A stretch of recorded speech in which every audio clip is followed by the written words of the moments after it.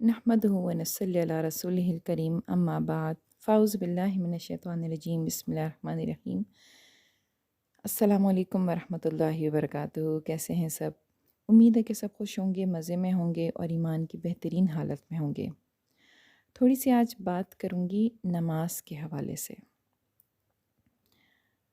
नमाज दीन का सबसे अहम तरीन रुकन, यानी जब आप इस्लाम में दाखिल होते हैं, जब ईमान आप कबूल करते हैं, जब आप इस्लाम को कबूल करते हैं, अल्लाह और अल्लाह के नबी सल्लल्लाहु अलैहि वसल्लम पर ईमान लाते हैं और इस्लाम की दुनिया में दाखिल हो जाते हैं, तो सबसे पहला जो फ़र्ज़ आपके ऊपर लागू होता है वो नमाज है।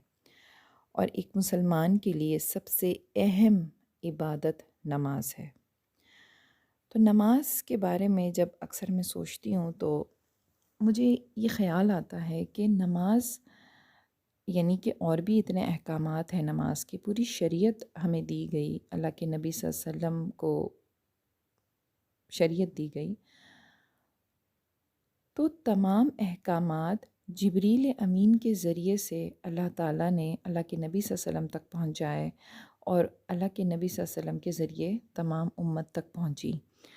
लेकिन क्या वजह है कि अल्लाह ताला ने नमाज की फ़र्ज़ियत के लिए अल्लाह के नबी सल्लल्लाहु अलैहि वसल्लम को ख़ुद बनफ़्से नफ़ीस अपने पास बुलाया, अल्लाह के नबी सल्लल्लाहु अलैहि वसल्लम से मुलाकात की और उसके बाद तोहफ़तन नमाज को उन्हें दिया।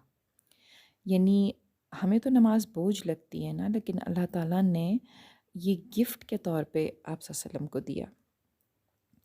गोया कि ये एक तोहफ़ा है जिसे हम समझ नहीं पा रहे हैं, और फिर इसकी फ़र्ज़ियत के वक्त ये पूरा वाक़या रूनुमा होना, उस वाक़ये पे जब हम गौर करते हैं तो बहुत सारी चीज़ें समझ में आने लगती हैं। यानी कि जैसे अल्लाह ताला कुरान में फ़रमाते हैं ना कि तुम गौर व फ़िक्र क्यों नहीं करते, तुम सोचते समझते क्यों नहीं हो, क्या तुम अक़ल नहीं रखते, क्या तुम अल्लाह की निशानियों पर गौर नहीं करते।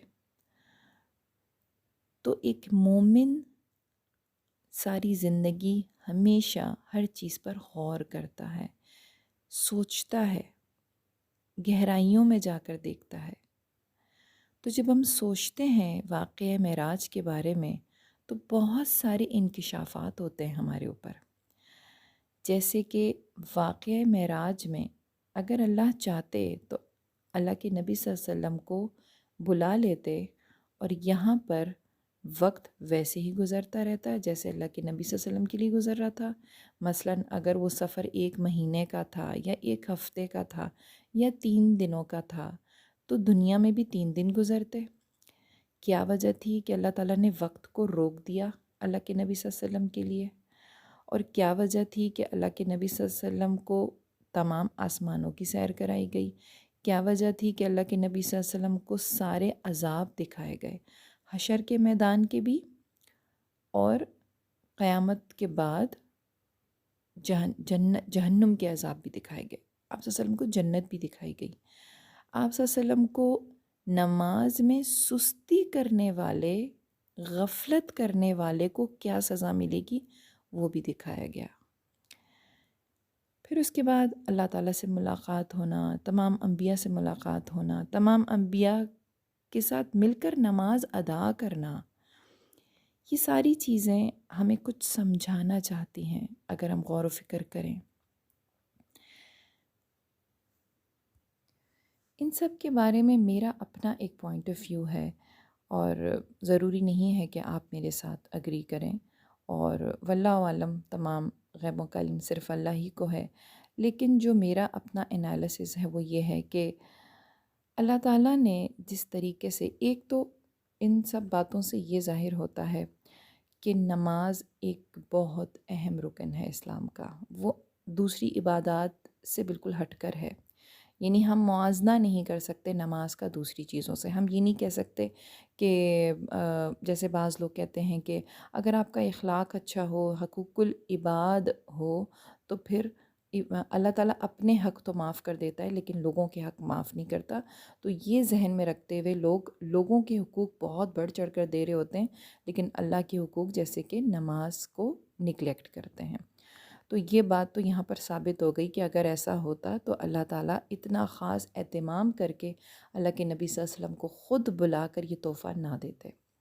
ایک تو بات یہ سمجھ میں آتی ہے، اور یہ بھی سمجھ میں آتا ہے کہ اللہ تعالیٰ نے آپ صلی اللہ علیہ وسلم کو جس طریقے سے یہ نماز تحفے میں دی، اس کو ایک مثال سے سمجھیے کہ جیسے ایک بادشاہ ہو کسی ملک کا، اور وہ دوسرے ممالک پر بھی اس کی بادشاہت ہو، اور اس کے وزیر ہوں دوسرے ممالک میں جو اس نے مقرر کیے ہوئے ہوں، تو وہ جو ہے جب اس کو کوئی آرڈر دینا ہوتا ہے، کوئی مسئلہ بتانا ہوتا ہے، کوئی احکامات جاری کرنے ہوتے ہیں، تو وہ اپنے سفیر کو بھیجتا ہے اور وزیر تک اپنا پیغام پہنچا دیتا ہے۔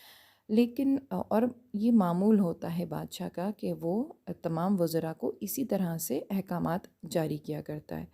لیکن ایک دفعہ بادشاہ جو ہے اپنے سفیر کو بھیجتا ہے اور کہتا ہے کہ وزیر کو میرے پاس لے کر آؤ، میں نے اس کو بہت خاص احکامات سمجھانے۔ تو جب وہ آئے گا، یا تو بادشاہ خود چل کر آ رہا ہے اور یہ کہ میں بہت خاص کوئی بات مجھے کرنی ہے تو میں خود آؤں گا، یعنی کہ ملاقات مطلوب ہے، خود بنفس نفیس خود بادشاہ کچھ بتانا چاہ رہے ہیں وزیر کو، اور یا پھر ان وزیر کو بلا لیتا ہے کہ مجھے بہت خاص اہم بات کرنی ہے۔ تو اگر وہ یہ نہ بھی کہے کہ اہم بات کرنی ہے، تو وزیر خود ہی سمجھ جائے گا کہ یہ کوئی خاص معاملہ ہے جو مجھے خود بلایا جا رہا ہے، اپنا میں سارے انتظامات چھوڑ کر مجھے جانا ہے، تو ضرور کوئی خاص بات ہوگی۔ تو وہ خود بلاتا ہے، تو یہ بات اس بات کی دلیل ہے کہ معاملہ کچھ اہم ہے، بہت سیریس معاملہ ہے، یہ دوسرے معاملات سے ہٹ کر ہے۔ تو اسی طرح سے اللہ تعالیٰ نے اللہ کے نبی صلی اللہ علیہ وسلم کو جب اس حکم کے لیے بنفس نفیس بلایا اور اکیلے میں ملاقات کی، تو ان کی کیا بات ہوئی ایسی۔ اور اس کے بعد یہ جب ہم غور کرتے ہیں کہ التحیات للہ والصلوات والطیبات، اس کو ذرا آپ ترجمے کے ساتھ پڑھیے گا آج، اور یہ جو مکالمہ ہوا آپ صلی اللہ علیہ وسلم میں اور اللہ تعالیٰ میں، یہ کیوں ہوا، اور پھر اس کو ہم نماز میں کیوں پڑھتے ہیں، پھر ہم درود کیوں پڑھتے ہیں، یہ تمام معاملات، یہ بہت ڈیٹیل ہے اس کی، میں اس میں نہیں جاؤں گی، لیکن آپ اس پہ تھوڑا سا غور و فکر کیجئے گا، اس کو پڑھیے گا ترجمے کو۔ کچھ لوگ کہتے ہیں کہ یہ اوتھینٹک نہیں ہے، تو جو یہ کہتے ہیں کہ یہ اوتھینٹک نہیں ہے، ان سے یہ ضرور پوچھ لیا کریں آپ کہ پھر اس کا مطلب کیا ہے التحیات کا، اس کا کیا، یہ ترجمہ پڑھنے کے بعد اب ان سے پوچھیں کہ یہ کیا ہے، کیا یہ التحیات، تو وہ نہیں بتا سکیں گے آپ کو کہ یہ کیا ہے۔ بہرحال اللہ تعالیٰ نے اللہ کے نبی صلی اللہ علیہ وسلم سے اللہ تعالیٰ نے اللہ کے نبی صلی اللہ علیہ وسلم سے ملاقات کی، اور ان کے ساتھ کچھ مکالمات ہوئے، اور جس کو مخفی رکھا گیا ہے، اللہ تعالیٰ کو اللہ کے نبی صلی اللہ علیہ وسلم نے اپنی آنکھوں مبارک سے دیکھا یا نہیں دیکھا، اس کو بھی راز میں رکھا گیا ہے۔ کچھ اسکالرز کہتے ہیں کہ دیکھا، کچھ کا یقین ہے کہ نہیں دیکھا، اس سے کوئی فرق نہیں پڑتا ہمارے ایمان پہ، جس کا جو دل مانتا ہے اس پہ بلیو کر لے، کوئی فرق نہیں پڑتا ہے۔ لیکن اللہ کے نبی صلی اللہ علیہ وسلم جو اہم چیزیں سمجھنے کی وہ یہ ہے کہ اللہ تعالیٰ نے بلایا اور نماز کا تحفہ دیا۔ تو اب اس پورے واقعے سے ہمیں کچھ اصول ملتے ہیں نماز کے لیے۔ کیا اصول ملتے ہیں؟ سب سے پہلا پوائنٹ کہ نماز ایک مومن کے لیے، ایک مسلمان کے لیے زندگی کا سب سے اہم کام ہے۔ اس سے زیادہ اہم ہمارے لیے کچھ بھی نہیں ہو سکتا، کیونکہ اس سے زیادہ اہم واقعہ دنیا میں پیش نہیں آ سکتا، اس سے زیادہ بڑا واقعہ دنیا میں پیش نہیں آ سکتا کہ ایک انسان، ایک بشر زمین سے اٹھ کر آسمانوں پر جائے اور اللہ تعالیٰ سے ملاقات کرے، اللہ تعالیٰ سے ملاقات کرے۔ اس سے بڑا واقعہ دنیا میں نہیں ہو سکتا، اور کوئی بات، کوئی حکم اس وقت ان کو دیا جائے اور ان سے ہم تک پہنچایا جائے، تو اس سے زیادہ اہم چیز کوئی نہیں ہو سکتی۔ اس کا مطلب یہ کہ نماز سے زیادہ اہم اللہ کے نزدیک اپنے بندوں کے لیے اور کوئی چیز اس سے زیادہ اہم نہیں ہے۔ دوسری بات، اللہ تعالیٰ نے، اللہ کے نبی صلی اللہ علیہ وسلم نے اللہ تعالیٰ سے ملاقات کی، اور اسے معراج کہا گیا۔ نماز کو بھی مومن کی معراج کہا گیا۔ معراج کیا ہے؟ واقعہ معراج کا معراج نام کیوں ہے؟ اس کو معراج کیوں کہا گیا؟ معراج اونچائی کو کہتے ہیں، ایک ایسے مقام تک پہنچنا جو بہت اونچا ہو۔ تو انسان کو جس مقام کے لیے اللہ نے پیدا کیا ہے، یہ واقعہ اور نماز مومن کی معراج ہے۔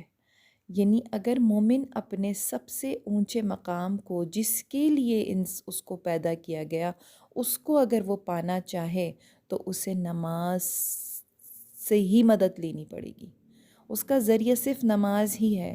نماز کے بغیر وہ اس درجے تک پہنچ ہی نہیں سکتا جس درجے کے لیے اس کو پیدا کیا گیا ہے، جس کی وجہ سے اس کو اشرف المخلوقات کہا گیا ہے، عظیم ترین مخلوق، بیسٹ کریشن۔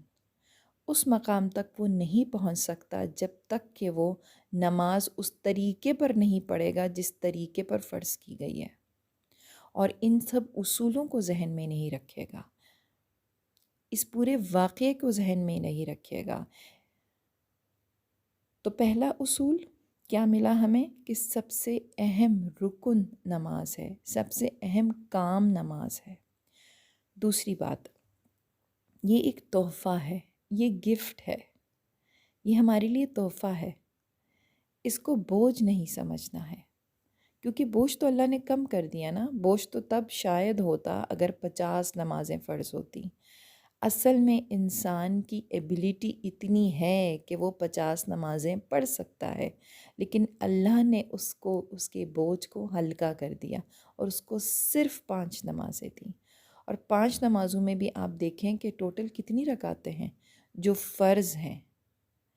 2 فرض صبح کے، 4 فرض ظہر کے، 4 فرض عصر کے، 3 فرض مغرب کے، 4 فرض عشاء کے اور 3 وتر۔ تو یہ اتنی کم رکعتیں ہیں کہ اگر یہ بھی کوئی نہیں پڑھ سکتا تو پھر اللہ ہی حافظ ہے۔ تو یہ جو نماز ہے، اس کو بوجھ نہیں سمجھنا ہے، اس کو تحفہ سمجھنا ہے اللہ کا۔ تیسری بات، نماز اللہ سے ملاقات کا ایک ذریعہ ہے، کیونکہ اللہ کے نبی صلی اللہ علیہ وسلم کی تو اللہ سے ملاقات ہو گئی، لیکن ہماری نہیں ہوئی۔ ہمارے لیے ملاقات نماز ہے۔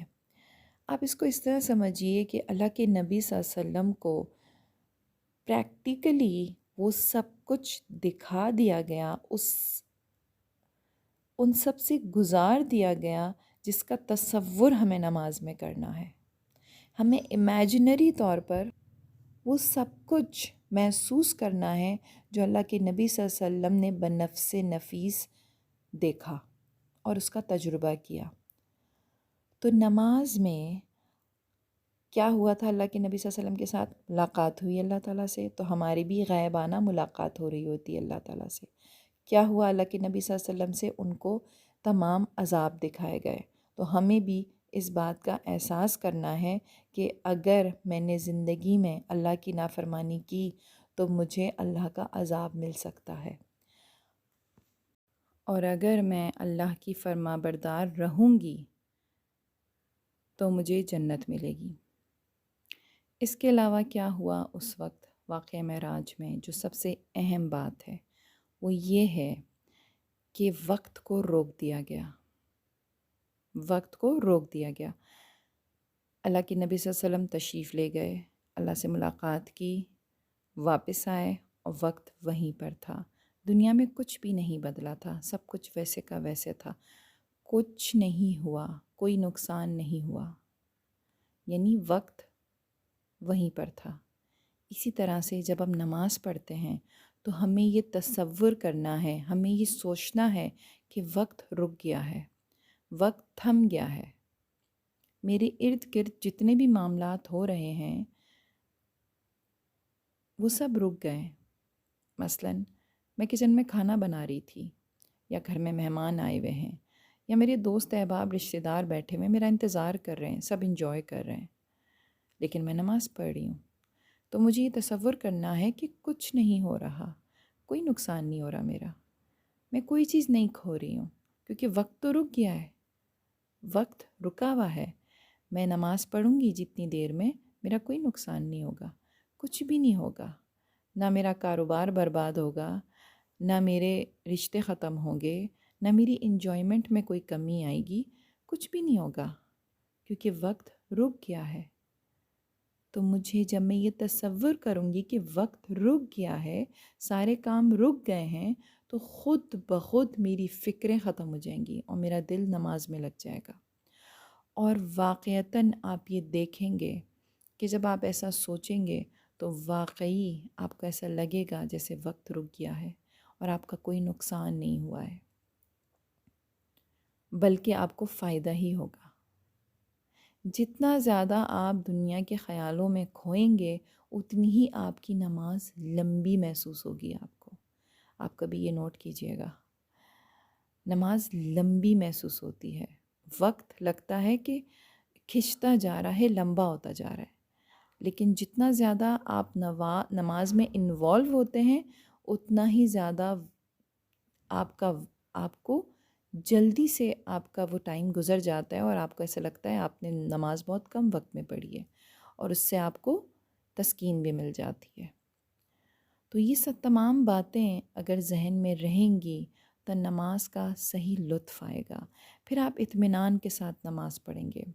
میں نے اکثر دیکھا ہے لوگوں کو نماز میں بہت جلدی کرتے ہیں، رکوع صحیح طریقے سے نہیں کرتے، سجدہ صحیح طریقے سے نہیں کرتے، جلدی جلدی جلدی جلدی، بس جیسے کسی دوڑ میں لگے ہوئے ہیں۔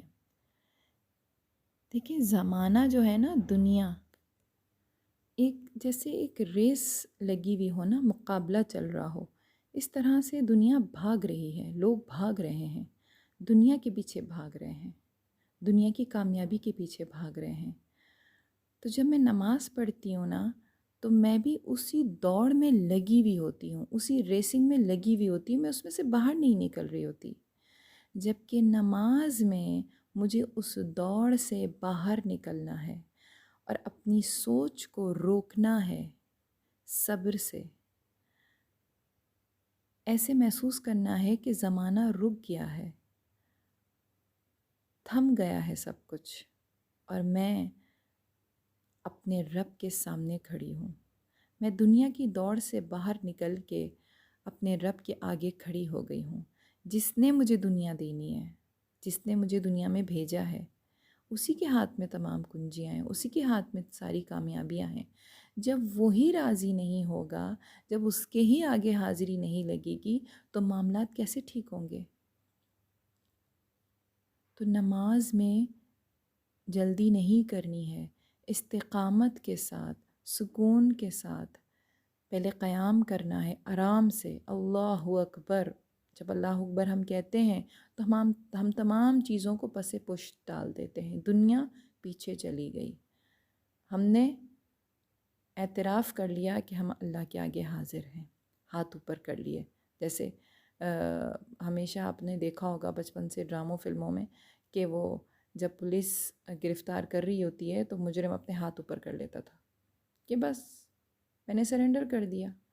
تو ہمیں سرنڈر کرنا ہے اللہ کے آگے کہ بس اب میں تیرے آگے آ گئی ہوں، سب چھوڑ دیا میں نے، تمام معاملات پیچھے چھوڑ دیے، چلے گئے سب چیزیں، کاروبار، گھر کے معاملات، مسئلے مسائل سب پیچھے ڈال دیے میں نے، پس پش ڈال دی اور میں تیرے آگے حاضر ہو گئی ہوں۔ اب اس کے بعد قیام سکون سے کرنا ہے، کوشش کریں لمبی صورتیں پڑھیں، ان کو حفظ کریں، نماز کو ترجمے کے ساتھ پڑھنے کی کوشش کریں، تجوید کے ساتھ پڑھنے کی کوشش کریں، استقامت کے ساتھ سکون کے ساتھ قیام کریں۔ اس کے بعد رکوع میں جائیں، رکوع کو جتنا لمبا کر سکتے ہیں کریں۔ رکوع کا اصل طریقہ دیکھیں کیا ہے، وہ یوں جھک کر اور اس طرح کر کے نہیں، اسٹریٹ۔ اللہ کے نبی صلی اللہ علیہ وسلم کی کمر مبارک اتنی اسٹریٹ ہوتی تھی کہ اگر اس پہ کوئی پانی رکھ دے تو وہ نہ گرے، اتنی اسٹریٹ۔ تو اور سر اوپر، ٹھیک ہے۔ اس کے بعد سکون سے کھڑے ہوئیں، پھر سکون سے آرام سے نیچے جائیں، سجدے میں آرام سے سجدہ کریں۔ سجدے میں سبحان ربی الاعلیٰ کے علاوہ بھی اور تسبیحات ہیں، وہ نیٹ پہ سرچ کریں، وہ نکالیں، وہ پڑھیں۔ تو سجدوں کے بیچ میں اچھے سے بیٹھیں، جو اللہ کے نبی صلی اللہ علیہ وسلم دعائیں پڑھتے تھے وہ پڑھیں، پھر دوسرا سجدہ کریں، پھر سکون کے ساتھ پوری نماز پڑھیں. کچھ کہیں نہیں جائے گا، سب کچھ وہیں پر رکا ہوا ہے آپ کے لیے. اللہ روک دے گا سب کچھ، کچھ ہاتھ سے نہیں جائے گا آپ سے. بس آپ نے اپنا کام کرنا ہے، اللہ اپنا کام کرے گا پھر. تو اللہ تعالیٰ سے دعا ہے کہ اللہ تعالیٰ ہمیں اچھے طریقے سے، احسن طریقے سے، خوبصورت طریقے سے نماز خشوع و خضوع کے ساتھ پڑھنے کی توفیق عطا کرے. میرے لیے بھی دعا کیجیے گا. اللہ تعالیٰ ہم سب کو اچھے سے نماز پڑھنے کی توفیق عطا کرے، اور نماز میں جو اللہ نے سکون رکھا ہے وہ سکون ہمیں حاصل ہو جائے. اپنا بہت خیال رکھیے گا، مجھے دعاؤں میں یاد رکھیے گا. السلام علیکم ورحمۃ اللہ وبرکاتہ.